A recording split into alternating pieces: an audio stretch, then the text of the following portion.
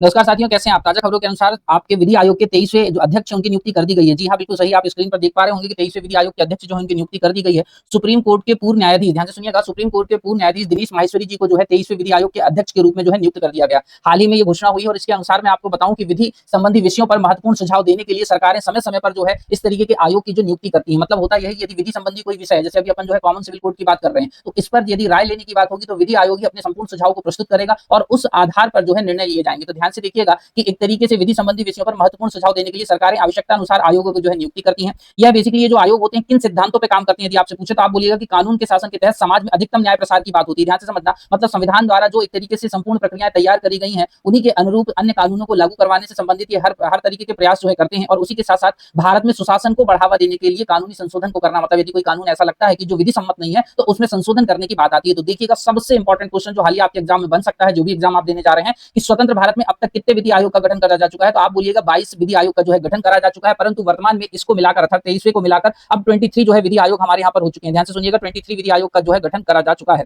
इसी के साथ मैं आपको बता दूं कि एक तरीके से जो लॉ कमीशन होता है या विधि आयोग होता है, एक तरीके से गैर संवैधानिक निकाय के रूप में थोड़ा सा ज्यादा देखा जाता है। इसी के साथ इसकी जो सिफारिशें होंगी वो बाध्यकारी ना होकर सलाहकारी होंगी। इसकी सिफारिशें बाध्यकारी ना होकर सलाहकारी होंगी, इस आधार पर आप इसको थोड़ा सा ज्यादा समझेंगे। उसी के साथ साथ स्वतंत्र भारत तक जो है अब तक 22 विधि आयोग बन चुके थे। हाल ही में जो है 23वां विधि आयोग बना है। पर एक क्वेश्चन और पूछ सकता है कि 22वें विधि आयोग के अध्यक्ष कौन थे, तो आप बोलोगे ऋतुराज अवस्थी। आप क्या बोलोगे? ऋतुराज अवस्थी 22वें विधि आयोग के अध्यक्ष है। पर ये कोई पहली बार नहीं हो रहा है, इस बात को ध्यान से सुनना कि विधि आयोग का गठन स्वतंत्रता के पूर्व भी किया जा चुका है। ऐसा नहीं 1934 में पहली बार करा गया था, परंतु वर्तमान भारत की यदि हम बात करेंगे तो देखो यहाँ पर लिखा है विधि एवं न्याय मंत्रालय ने, एक तरीके से हम बात करते हैं तो सर्वप्रथम यहाँ पर 1955 में स्थापित किया गया था हमारे यहाँ पर विधि आयोग, और जिसके अध्यक्ष एमसी सीतलवाड़ थे। ध्यान से सुनिएगा, पहले जो सर्वप्रथम स्वतंत्रता के पश्चात जिसका गठन हो रहा है उसके अध्यक्ष एमसी सीतलवाड़। वहीं पर विधि और न्याय मंत्रालय ने, ध्यान से सुनना, विधि और न्याय मंत्रालय ने 1 सितंबर 2024 से लेकर 31 अगस्त 2027 तक 3 वर्ष के कार्यकाल के लिए विधि आयोग का जो है या 23वें विधि आयोग का जो है गठन करा है। अब बात करते हैं इसके सदस्यों की, तो देखिएगा इसमें एक स्थायी सदस्य होता है, एक सदस्य सचिव के तौर पर होता है, 2 अंशकालिक सदस्य होते हैं और 2 पदेन सदस्य होते हैं। इस तरीके से जब आप न्यूज को देखेंगे और उसको डिकोड करेंगे तो आप पाएंगे 23वें विधि आयोग के अध्यक्ष को जो है नियुक्त करे गए हैं कौन, आपके